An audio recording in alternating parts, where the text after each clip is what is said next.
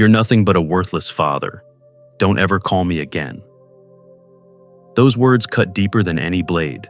They weren't spoken by an enemy or a stranger, but by the very son I had raised, loved, and sacrificed for. In that instant, the bond I thought unbreakable was shattered, leaving me cast aside like a shadow from my own bloodline. What followed was not just silence. It was years of absence, betrayal, and a lingering question. How much can a man endure when his own family decides he no longer matters? Before we dive into today's story, I recommend you hit that subscribe button and turn on the notification bell, so you never miss a new story filled with drama, resilience, and unexpected twists. If you enjoy this video, type 1 in the comments. If not, type 0 to let me know how I can make better content for you. Now, settle in, get comfortable, and maybe grab your favorite drink, because this is a tale you won't want to miss. Let's get started. My name is Thomas Aldridge, though most folks in Camden just call me Tom. I am 58 years old, and my life has been anchored to the coast of Maine since the day I was born. Salt air, cedar planks, and the sound of gulls overhead are as much a part of me as my own skin. I run a small boat repair shop near the harbor, the same place my father once ran, and his father before him. The trade of shaping wood, patching hulls, and smelling varnish in the crisp wind is all I have ever known. People see me with sawdust on my flannel and think I belong to another era. In truth, I suppose I do. The years have left their marks. My back stiffens every morning, a permanent reminder of the accident that nearly shut down the shop 5 years ago. My hands are rough and scarred from decades of pulling ropes and chiseling boards. Still, I cling to the work. It is not wealth that keeps me alive, but the rhythm of building, sanding, and launching something that can carry weight across the water. My shop is modest, my home plain, but the smell of pine and the sight of the ocean remind me each day that I am still standing. For most of my life, I believed I was building all this for my Sir. Evan was my pride when he was young, a bright boy with a stubborn streak and a grin that could light up a room. I raised him mostly on my own after Laura, my ex-wife, moved to Boston. She sought a life of polished streets and country clubs, a life that never fit me. After the divorce, I thought at least Evan would remain tethered to me, would carry on the Aldridge name with some respect. I saved every dime to put him through college, taking jobs late into the night to cover his tuition. When I slipped on the dock and shattered a disc in my back, I fell behind on a payment. That was when everything began to unravel. Evan looked at me differently after that. He stopped calling as often, and when he did, his tone was sharp, impatient. The day I told him I could not cover another semester's tuition in full, he spat words I never imagined hearing from my own child. "You're a worthless father." He said it once, but it echoes in my mind even now, bouncing against my ribs like a loose nail in a hull. From then on, our bond was severed. He cut off contact. Calls went unanswered. Letters came back unopened. Laura never hid her disdain. She had remarried into a family with money and influence, and compared with their polished world, I must have seemed an embarrassment. Whenever I ran into her in town, she made it clear that Evan was moving on without the burden of my shortcomings. I stood there silent, swallowing the bitterness, refusing to beg for entry into my own son's life. Pride can be a dangerous comfort, but it was all I had left. The only piece of the Aldridge legacy I managed to keep intact was the lodge by Moosehead Lake. Aldridge Lodge is a weathered cabin built by my grandfather, with hand-hewn beams and a stone fireplace that once warmed 3 generations. That house carries the scent of cedar and the echoes of childhood summers, Evan's laughter skipping across the water as he learned to tie knots. My father's voice telling stories of storms survived. It is more than timber and mortar. It is proof that our family once had roots deeper than money. I could have sold it when bills piled up, but I refused. Some things are not measured in dollars. That lodge was my anchor, my last defense against being erased entirely. While the shop struggled and the world seemed to forget me, the lodge stood quiet by the lake, waiting. Life became simple after Evan's departure. I woke before dawn, walked down to the shop, and spent the day repairing hulls for tourists who sailed in each summer. Evenings I ate alone, sometimes fish, sometimes soup, rarely anything fancy. I wrote letters to Evan, on birthdays, on holidays, whenever I had something to say. I never received a reply. Most came back stamped undeliverable, others vanished into silence. I kept writing anyway. A man must believe his words matter, even if they are lost. There were moments I thought of driving to Boston, finding him, forcing a conversation, but I never did. Instead, I learned to speak only to myself, to the walls of the shop, to the lodge. I told myself that silence was easier than rejection. Yet the word worthless never left me. It rang in my ears when I sanded wood, when I lit the fire in winter, when I stood at the edge of the dock at night. I tried to bury it under work, under routine, under pride, but pride is not the same as peace. Camden is a place where everyone knows each other's history, and mine was no secret. People gave me polite nods, sometimes pitying glances, but rarely asked about Evan. I became the man who lived alone, who fixed boats, who kept the old lodge. In town, stories move fast, and mine had grown stale. To most, it seemed I had settled into a quiet decline. Still, in the darkest hours before dawn, when the town slept and the tide whispered against the rocks, I admitted the truth to myself. I missed my son. I missed hearing him call me dad. I missed believing that my sacrifices meant something. I had learned to survive without him, but survival is not the same as living. I thought this would be the way of things until my last breath. A silent harbor, a lonely lodge, a life of work and memory. I thought nothing could change the course I was on. But life has a way of stirring the waters when you least expect it. And one morning, an envelope slipped under my door carried a name I had not spoken aloud in years. Evan. It was not a letter. It was a wedding invitation.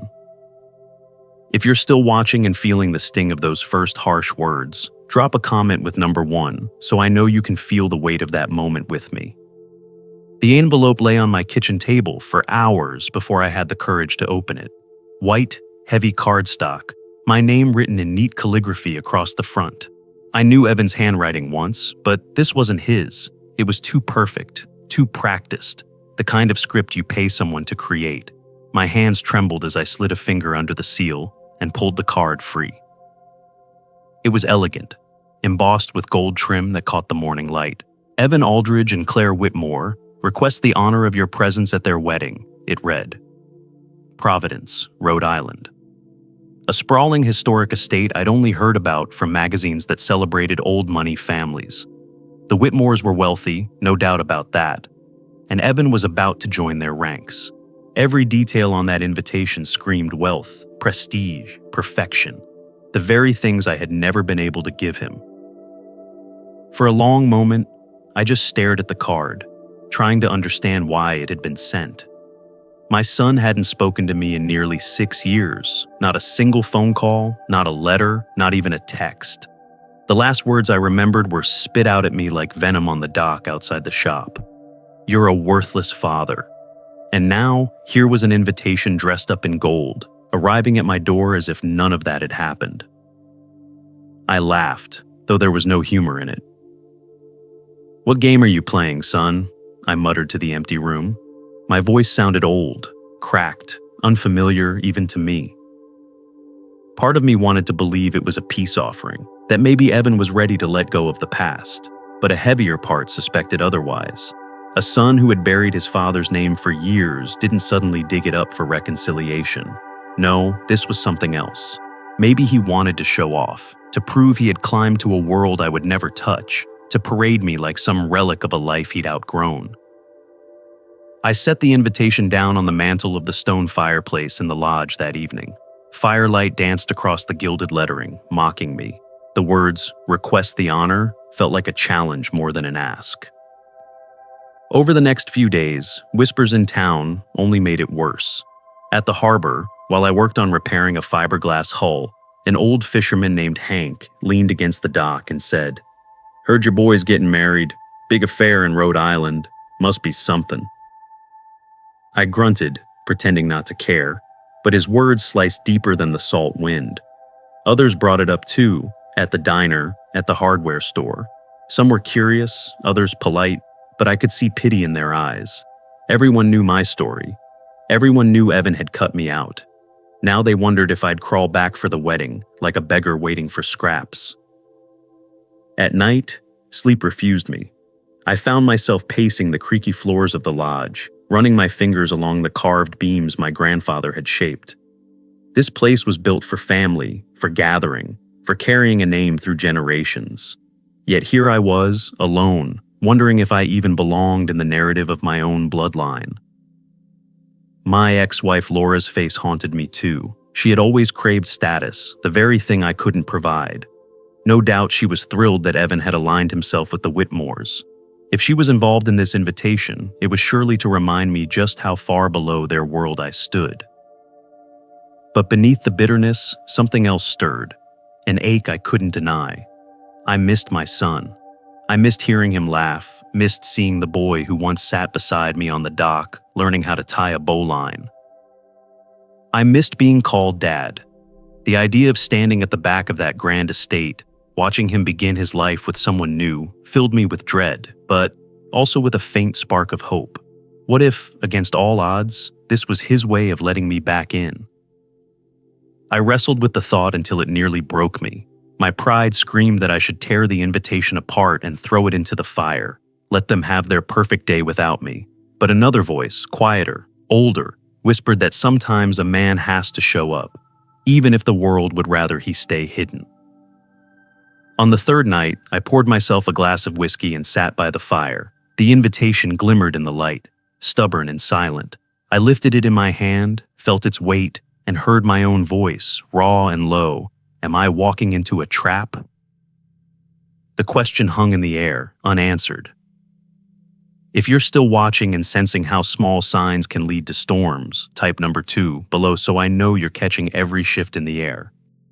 When I finally decided to attend the wedding, it wasn't out of hope for reconciliation. It was pride, plain and stubborn. I wasn't going to let Evan erase me entirely. If he was going to marry into wealth and parade a new family, I wanted to see it with my own eyes. Not to interfere, not to beg, just to stand there as proof that I still existed, that I had not been completely discarded. I pulled my old suit from the back of the closet, one I hadn't worn since a friend's funeral a few years back. The fabric smelled faintly of cedar from hanging in the lodge, and the shoulders sat a little tighter than I remembered. Still, it was the best I had. I polished my scuffed leather shoes until they caught the light, trimmed my beard, and told myself I could look presentable enough to stand among polished strangers, respectable, if not refined. Booking a room was another reminder of the divide. The estate in Providence offered blocks of reserved suites for family and close friends. I checked the wedding website, typed my name into the RSVP system, and froze. Under family of the groom, the names listed were Laura and her new husband, Charles Whitmore, as though Evan's bloodline had been rewritten without me. My name appeared lower, in a section marked Simply Guest. No father, no family, just a seat filler. The sting of it nearly made me close the browser right there. I could almost hear Laura's voice behind it, polished and dismissive. He's not part of this life, not anymore. Yet, I pressed confirm, choosing a small inn several miles away from the estate. I couldn't afford luxury, and even if I could, I wouldn't have joined their circle. Better to keep a little distance, to hold on to what dignity I had left. As I packed, memories ambushed me. I saw the nights I worked until my hands bled, just to cover Evan's tuition checks. The months I skipped paying myself so his books and rent would be secure. I remembered lying in a hospital bed after my back injury, still worrying about how to send him money. And I remembered the look on his face the day I said I couldn't keep paying in full. That look of disgust, of shame, as though my worth had been reduced to the balance in my bank account. Those sacrifices seemed to mean nothing now. Evan had stepped into a new world, polished and wealthy, while I remained the worn-down boatwright from Camden. And now, even on his wedding day, I wasn't a father. I was an afterthought. The day before my trip, I stopped at the harbor for one last repair job. As I tightened the last bolt on a small yacht's railing, a neighbor strolled by. "Heard your boy's getting married in Rhode Island," he said, offering a half smile. "That's something, isn't it?" I nodded, wiping my hands on a rag. But his eyes lingered on me with a weight I recognized. Doubt, pity, maybe even a silent question. Do they even want you there? The unspoken truth hung between us, and I turned back to my work, pretending not to feel it. That night, as the fire in the lodge flickered low, I stared at the invitation resting on the mantel. What had once looked like a door cracked open now seemed more like a trap. I could picture the estate's grand halls filled with polished guests, all of them whispering when they saw me. That's him, the father who failed, the one Evan doesn't speak about. But I would go anyway. I had lived too long in silence to keep hiding. If they wanted to pretend I didn't exist, they would have to do it to my face. The next morning, I rose before dawn and walked into town with my suitcase. The old bus station smelled of coffee and diesel, and I felt out of place among the college kids and commuters. My ticket was crumpled in one hand, the invitation clutched in the other. I held it tighter than I should have, as if the card itself might change its words if I let it go. When the bus pulled up, I climbed aboard and found a seat near the window. Camden's harbor rolled past, shrinking with every mile, the masts fading into the horizon. I pressed the invitation against my knee, staring at the gold letters. My stomach twisted, heavy with unease. "I hope I'm ready for this," I whispered, though no one was listening. The bus rumbled south, carrying me away from the familiar salt air into a future I couldn't yet see, toward a son who had erased me from his story and a wedding where I feared I was walking straight into humiliation. If you're still watching and the first cracks in trust hit you as hard as they hit me, comment number 3 so I know you're following this unraveling truth. The bus dropped me off at the Providence terminal just as the sun was sinking low, turning the sky into streaks of copper and rose.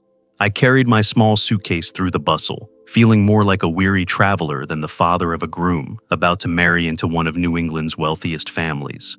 The modest inn I had booked was tucked between a pawn shop and a coffee house. Its narrow hallways smelled faintly of lemon cleaner, and the wallpaper curled at the edges, but the room had a bed, a desk, and a window that looked down onto the busy street. That was all I needed. I set my suit carefully across the chair and, restless, decided to walk. The Whitmore estate wasn't far. I followed a map on my phone, my heart thudding heavier the closer I came. When I turned a final corner and saw the iron gates, I stopped dead in my tracks. Beyond them, workers scurried like ants, stringing white lights through oak trees, erecting tents with sides that shimmered in the fading daylight. Luxury sedans lined the driveway, their polished hoods catching the last of the sun. I had fixed boats my entire life, but I had never touched machines like those. It was breathtaking, I'll admit that. The kind of place Evan's mother had always dreamed of. For a brief, foolish second, pride stirred inside me. My son had made it into this world of marble floors and champagne fountains. But just as quickly, bitterness rose. He had done it without me, or maybe because he had cast me aside, success built on shame. I lingered outside the gate longer than I should have, then turned away before the workers noticed me. On the walk back, my thoughts spun in a storm. Should I call him? I still had his number saved, though I hadn't dialed it in years. My thumb hovered over the screen when I reached the sidewalk near my inn. Against my better judgment, I pressed it. The phone rang once, twice, 3 times, then voicemail. For a moment, I almost hung up, but words stumbled out anyway. "Evan, it's Dad. I just wanted to let you know I'm in town. I don't want to cause trouble. Just wanted to wish you well before tomorrow. That's all." My voice cracked near the end. I ended the call quickly, ashamed of how desperate it sounded. Still holding the phone, I wandered down the block toward the corner store for a bottle of water. That was when I saw her, Laura, standing by the estate's side entrance, dressed casually yet perfectly, as if every piece of clothing had been chosen to look effortless. Her hair was swept back, and she carried herself with the same air of superiority I remembered from our marriage. "Tom," she said when her eyes landed on me, not surprised, not warm, just sharp, like the edge of broken glass. "What are you doing here?" I straightened, though my voice was steady. "Got an invitation, figured that meant I was allowed to come." Her lips curved into something that wasn't quite a smile. "Invitation or not, Evan doesn't need the distraction." This wedding is important, and your presence could complicate things. Complicate? I asked, though I knew what she meant. She stepped closer, lowering her voice. He's worked hard to build his life. Claire's family, our family now, they have expectations. He doesn't need whispers about the father who runs a failing boat shop in Maine. The words stung, but I kept my face calm. I'm not here to make a scene. I just want to see my son on his wedding day. Her eyes narrowed. Do you know why you got that invitation? It wasn't his idea. Claire insisted. She thought it would look gracious. You should be grateful she thought of you at all. That hit deeper than I expected. My chest felt hollow, but I didn't let her see it. Maybe you're right, I said quietly, but I'll still be there. Even if I stand at the back, even if no one says my name. Laura's expression hardened, her polished mask slipping for just a second. Then remember your place, she hissed, before turning away, her heels clicking against the pavement as she disappeared into the estate. I walked back to the inn with her words echoing in my head. Remember your place. They circled like vultures, reminding me of every moment I had been cast aside. Back in my room, I stared at my reflection in the cracked mirror above the desk. My suit hung in the corner, wrinkled but waiting. My eyes looked tired, older than 58. For a long time, I said nothing. Then I lifted the invitation from my bag, its gold letters gleaming under the lamp. I'll go, I muttered to the man in the mirror, even if I have to stand in the shadows. The words settled in the silence like a vow. Tomorrow, I would walk through those gates. Tomorrow, I would face the truth. If you're still watching and realizing how even the best efforts can be crushed, type number 4, so I know you see how deep this conflict really goes.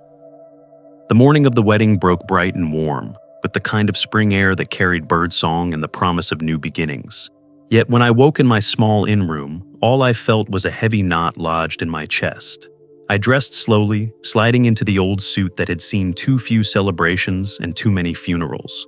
I adjusted the tie in front of the cracked mirror, ran a comb through my graying hair, and tucked the invitation into my breast pocket. The words embossed in gold had once felt like an opening. Now they felt like a challenge. I walked the mile to the Whitmore estate, every step dragging as though the sidewalk itself tried to hold me back.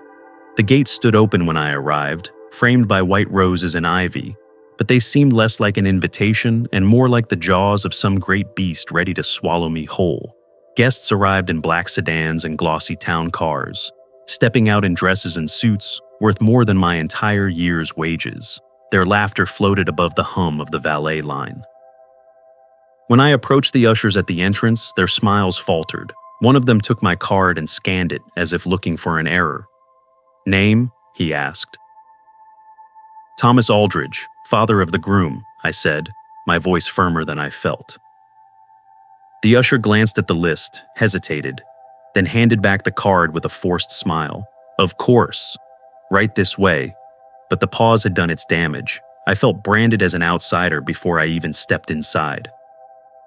The estate's courtyard unfolded like a stage for a fairy tale. A string quartet played softly near a marble fountain.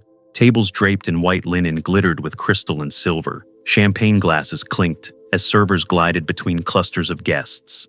The entire place radiated wealth and polish, and I couldn't shake the sense that I was a splinter in its perfect design.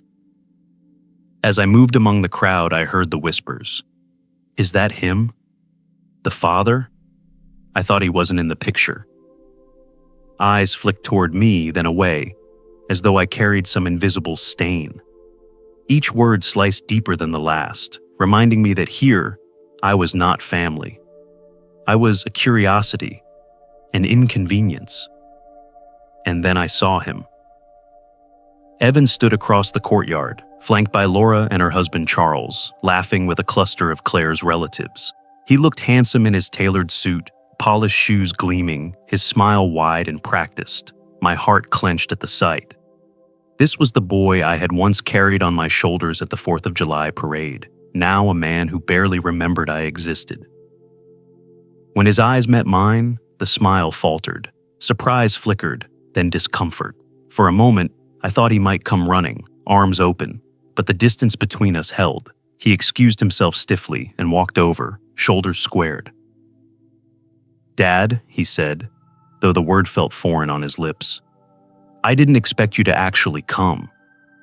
"I had an invitation," I replied evenly. "Was I not supposed to?" His jaw tightened.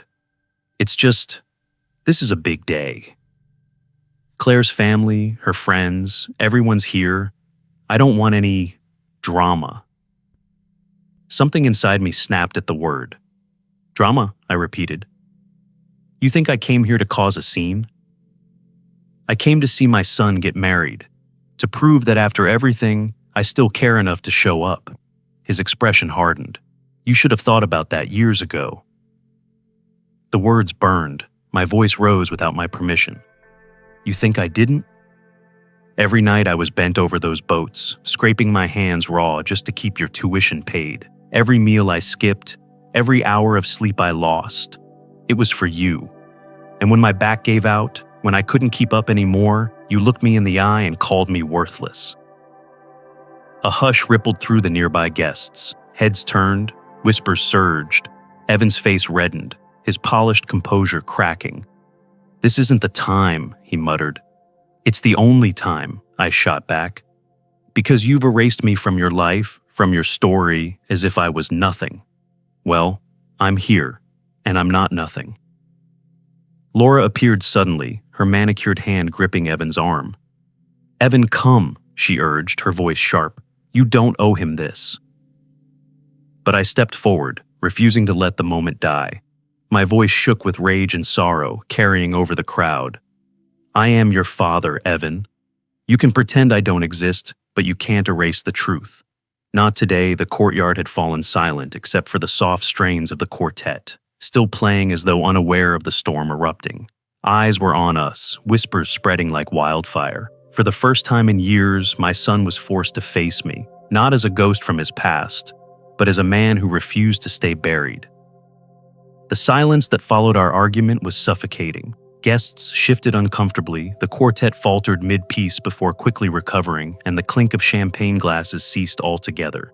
All eyes had turned to me, the outsider, the man who had forced a shadow over what was supposed to be a pristine celebration. My chest heaved with the weight of everything unsaid, but before I could speak again, Evan grabbed my arm and pulled me toward a side path that curved behind the courtyard. We stopped beneath an arch of roses, far enough from the crowd to be out of immediate earshot, but close enough that whispers would still follow us. His face, handsome and polished for the day, was twisted with fury. "What are you doing here?" he hissed. "Why did you come? Do you really want to ruin this for me?" I swallowed hard, fighting the tremor in my hands. "I came because I'm your father. Because despite everything you said, everything you did to push me away, I still wanted to be here." He shook his head, eyes flashing. "You should have stayed in Maine, where you belong. Mom and Charles have been the ones supporting me, guiding me, giving me what I needed. You—" He stopped himself, but the words had already cut. I felt the sting in my chest, sharper than any blade. For a moment, shame nearly crushed me. The whispers from the courtyard still floated like smoke, reminding me how small I seemed in this world. I could walk away, I thought. I could slip out those iron gates, disappear before the ceremony, save what little dignity I had left. But another thought rose louder, fiercer. I had already been silent for too many years. "You think they gave you everything?" I said, voice low but steady. "I have letters, receipts, proof of the nights I went hungry to pay for your books, the days I broke my back just to keep you in school. You were too young to see it, but every scar on me was for you." He stiffened, as if caught between anger and disbelief. "That doesn't matter now. What matters is today. And today, I need you to either leave quietly or stay in the back, as a guest. Nothing more." The words hit like a hammer, but instead of breaking me, they hardened something inside. I reached into my breast pocket, pulling out the invitation. Its gold edges gleamed in the sunlight, so bright it almost mocked me. I gripped it until the corner tore slightly between my fingers. That fragile slip of paper was never a welcome. It was a symbol of everything conditional between us. I looked him in the eyes. This card doesn't make me a guest. It doesn't strip me of who I am. I am your father, whether you like it or not. And I won't pretend otherwise just to make this day more comfortable for you. His jaw tightened. If you embarrass me in front of Claire's family, you'll regret it. I took a breath, steadying the storm inside me. The only regret I'll carry is if I stay silent. I've already lived with the weight of silence for years, and it nearly crushed me. I won't do it again.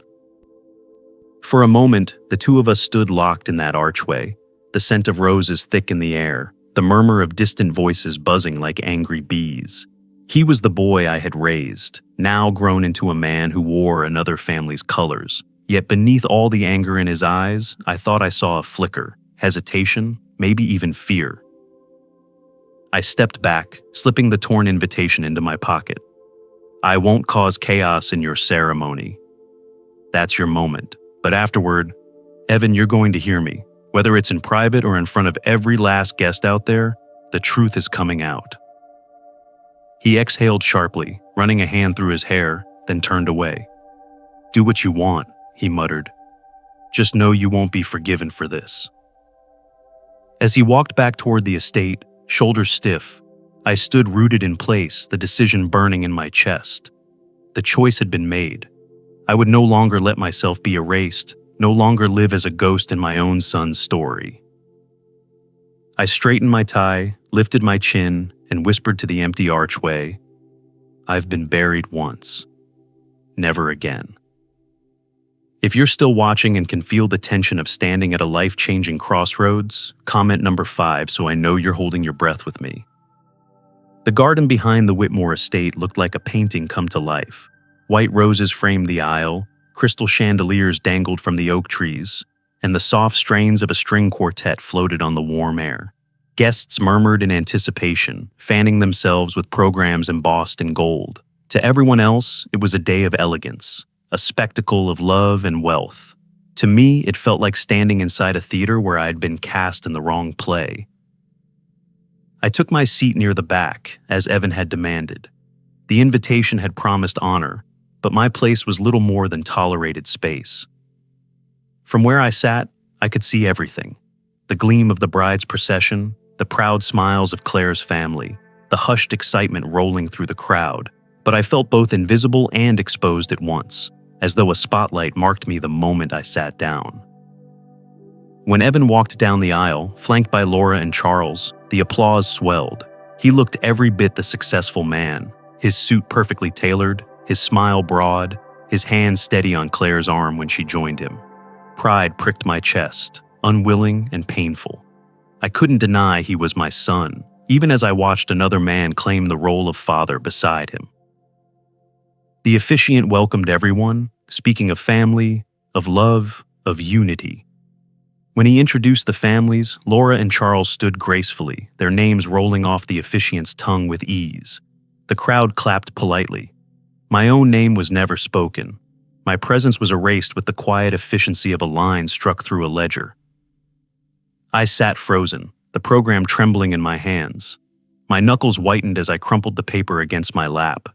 Each fold and crease echoed the truth of what I had become to them, an inconvenience, a shadow best kept hidden. I thought of the lodge back in Maine, weathered but steady, built with hands that valued roots more than reputation. That place carried the Aldridge name honestly, while here I was being written out of my son's story. A few guests noticed. I heard whispers ripple behind me, like leaves in the wind. Isn't that the father? Why wasn't he mentioned? The words were soft, but they found their way to my ears all the same. Some glanced at me, curiosity flickering across their faces. They had caught the inconsistency, the crack in the polished image. My eyes shifted forward again. Claire's father stood tall near the front, his arm linked with his wife's. He followed his daughter's every step with pride, but at one point his gaze flicked toward me. Our eyes met briefly. His brow furrowed, and he leaned to whisper something to his wife. Surprise, maybe confusion, crossed her features. It was subtle, but I saw it. They had noticed what others were beginning to suspect. that something in this picture-perfect story didn't quite add up.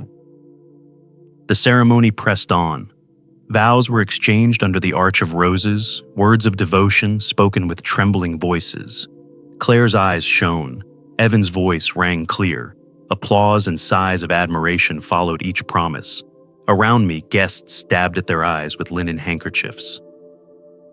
But inside me, a storm churned. Pride, grief, anger, all tangled until I could hardly breathe. I wanted to shout, to rise from my seat and claim my place, to remind the world that the man standing before them hadn't been raised solely by polish and wealth, but by sweat, sacrifice, and scars. Instead, I stayed still. My silence was a bitter anchor, keeping me seated when my heart longed to break free. When the officiant finally pronounced them husband and wife, the crowd leapt to its feet, applause echoing across the garden. Laura's face glowed, Charles's chest swelled, Claire beamed. Evan kissed his bride, triumphant in every way. I alone remained seated.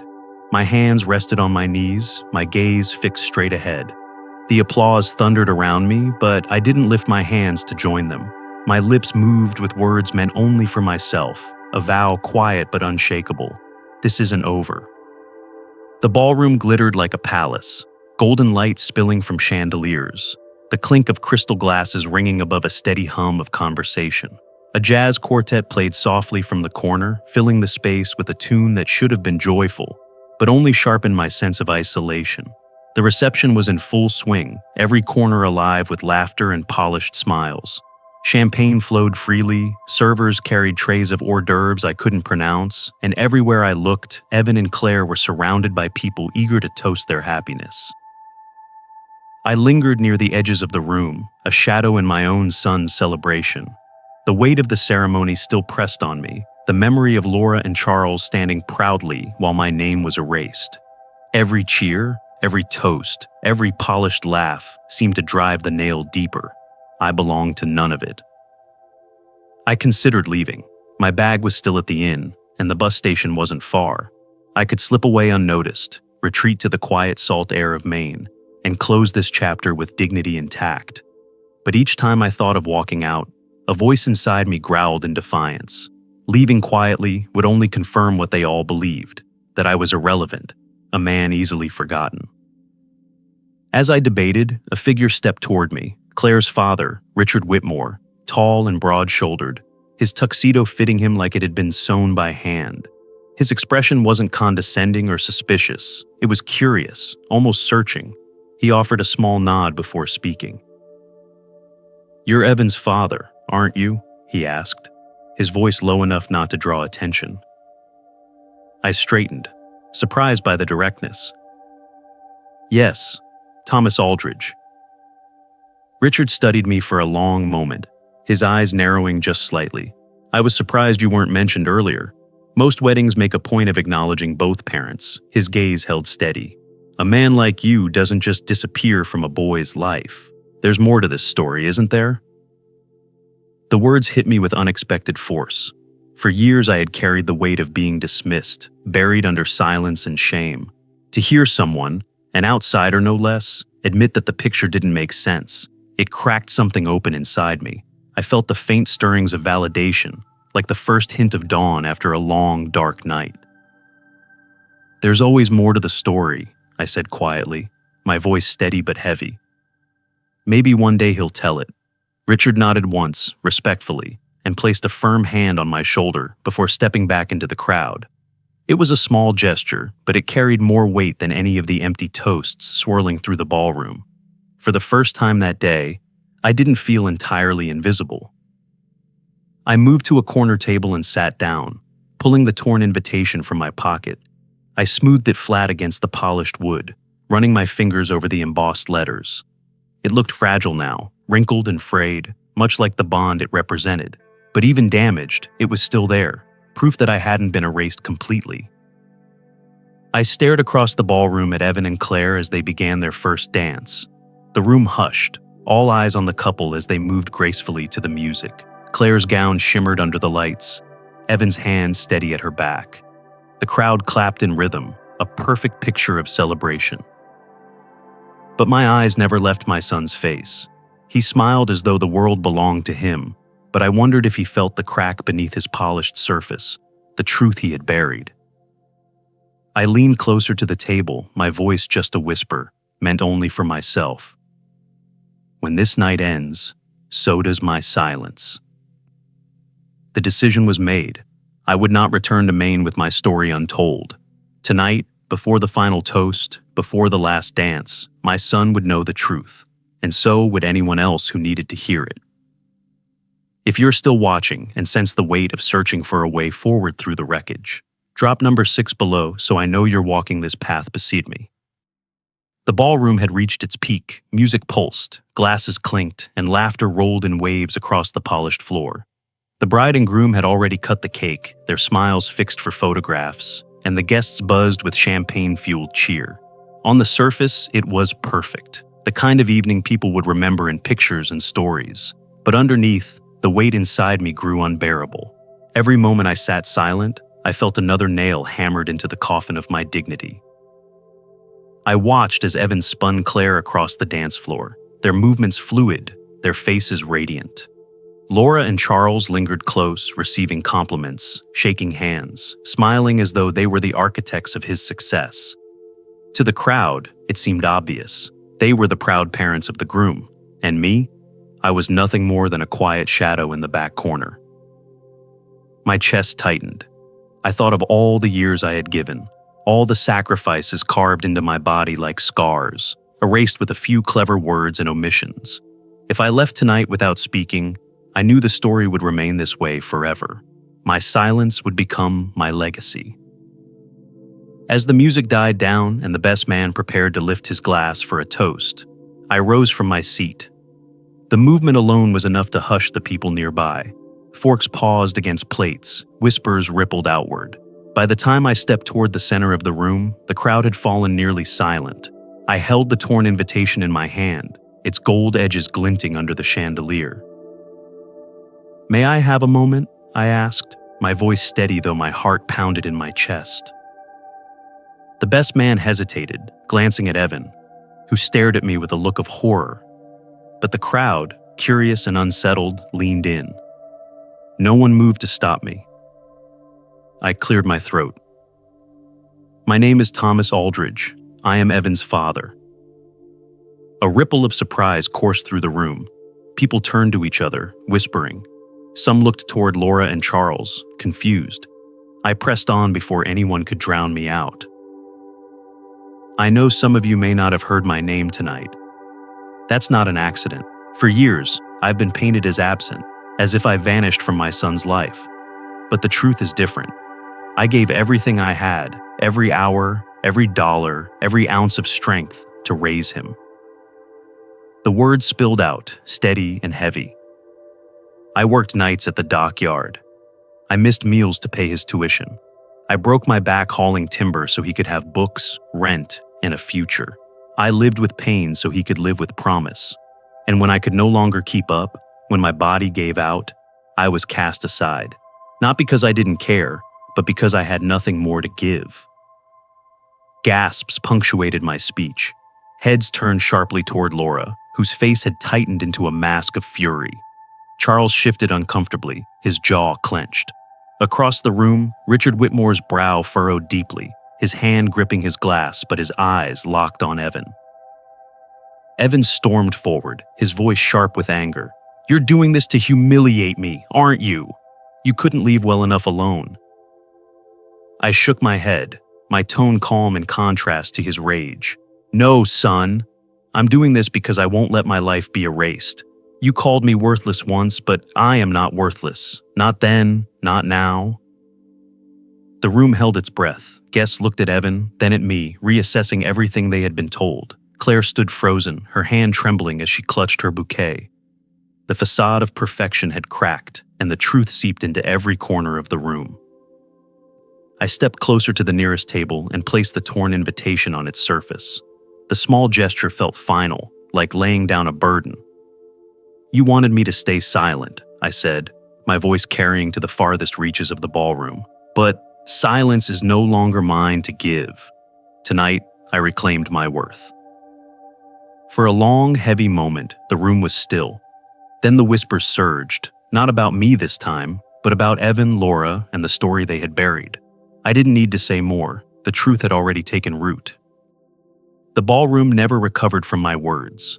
Though the band played on and servers refilled glasses, the air had shifted into something tense and brittle. Conversations dropped to whispers, eyes darted toward Laura and Charles, and Evan's smile never returned. The applause that followed the next toast was scattered, polite at best. The polished veneer of the evening cracked beyond repair. Claire stood near Evan, her hand still clutching his arm, but her expression was troubled. Her father, Richard, pulled her gently aside for a private word. His gaze lingered on me before he spoke to her, and I could see the concern etched on his face. Whatever image of perfection they had been sold, my words had planted doubt, and doubt was something Laura and Charles could not control. I remained by the edge of the room, calm now, almost eerily so.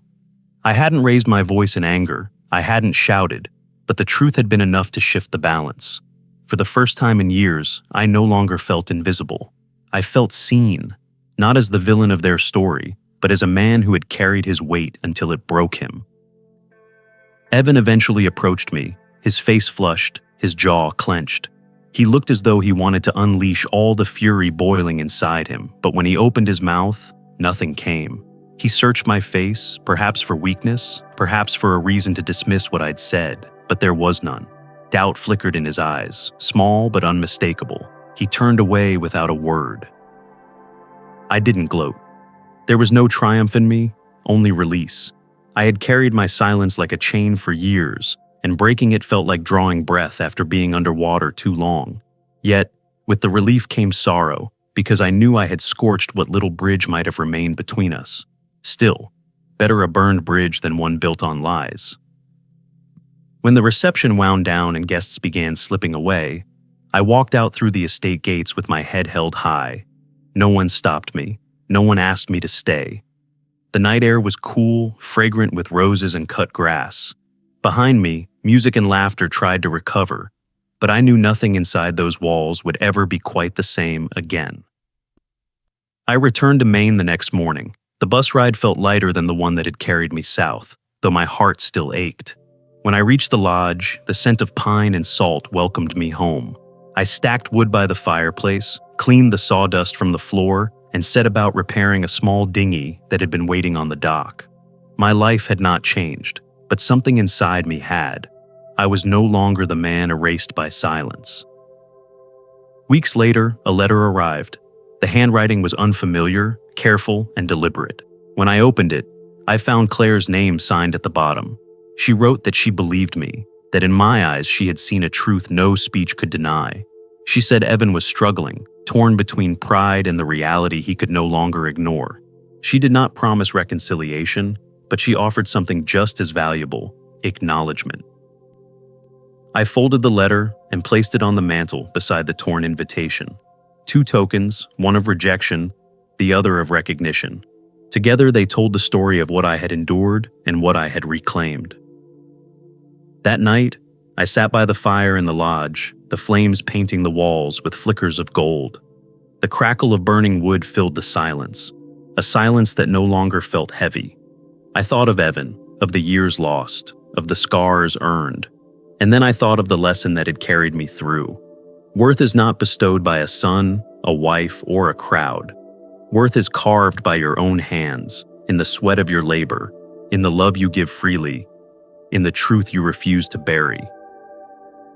I raised my glass of whiskey to the fire and spoke aloud, as though to the world itself. Your worth isn't given by others, it's carved by your own hands, and no one can take it away. There comes a moment in every life when silence weighs heavier than words, when the unspoken truths we carry become the very chains that keep us bound to pain.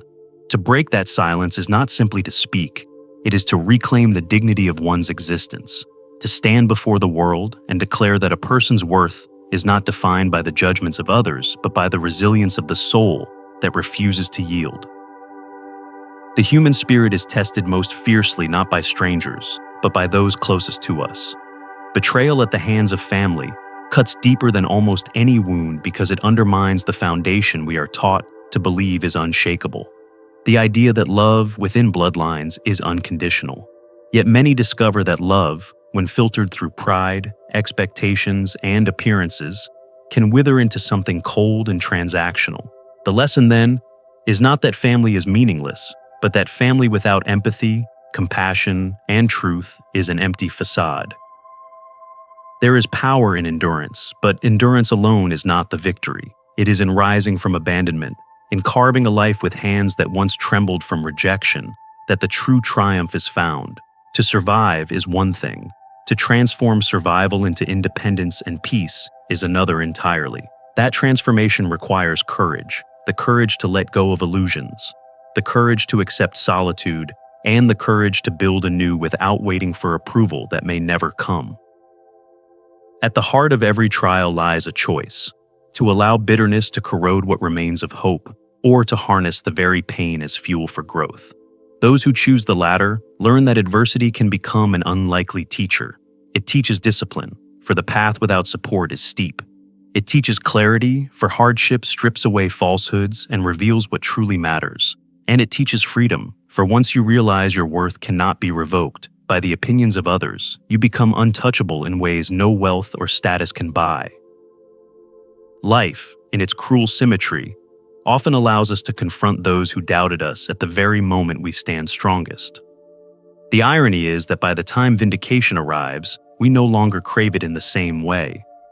The need for recognition fades, replaced by something far more profound: the realization that peace is not won through validation, but through self-respect. To walk into a room where you were once dismissed and stand tall without apology is not about shaming others. It is about proving to yourself that you never needed them to begin with. The truth is that reputations built on lies cannot endure. Appearances may glitter for a season, but time always exposes what is hollow. Those who sacrifice authenticity for approval find themselves shackled to a fragile image, while those who embrace their scars find a freedom no audience can grant. To live honestly, even if it means walking alone, is to live without fear of collapse. And so the story becomes not one of vengeance, but of reclamation, not of destruction, but of liberation. Revenge is loud, but freedom is quiet, and it is in the quiet spaces that life begins again. To rebuild a home with one's own effort, to gather friends who feel like family, to live without waiting for acceptance that never arrives. These are the quiet victories that matter. The lesson, then, is simple yet profound. Do not let those who deny your worth convince you that you have none. Do not measure your value by titles, by invitations, by the applause of a room filled with shallow approval. Measure it instead by the peace you feel in your own company, by the resilience that carried you through the storm, and by the integrity you refuse to surrender even when it cost you everything familiar. In the end, the greatest inheritance is not money or property, nor even reputation. It is the ability to stand in the mirror, look at yourself honestly, and know you endured without compromise. It is the freedom to choose peace over resentment, growth over stagnation, and truth over appearances. That inheritance cannot be stolen, cannot be withheld, and cannot be diminished by betrayal. It is earned, day by day, in the quiet resolve to keep moving forward. For anyone who has been cast aside, dismissed, or branded as less, there remains this eternal truth. Your story is not over when others decide to walk away. It is not over when doors are slammed or voices condemn. It is over only when you surrender your own belief in the life still waiting to be lived. Hold on to that belief, build on it, and let the world see, not because you need their approval, but because light shines brightest after darkness, and you are the keeper of your own flame. These turning points remind us that setting boundaries and valuing ourselves is not just an act of courage, it's the foundation of living with dignity. Now, I'd love to hear from you. What's one lesson from this story that you feel connected to, and how will you apply it in your own life? Let's grow together by sharing our thoughts. If this story resonated with you, drop a 1 in the comments. If not, feel free to leave a 0. Your feedback helps us improve. And don't forget to like, share, and subscribe for more stories that touch the heart and spark reflection. Thank you for watching, and here's to living life with strength, honesty, and authenticity.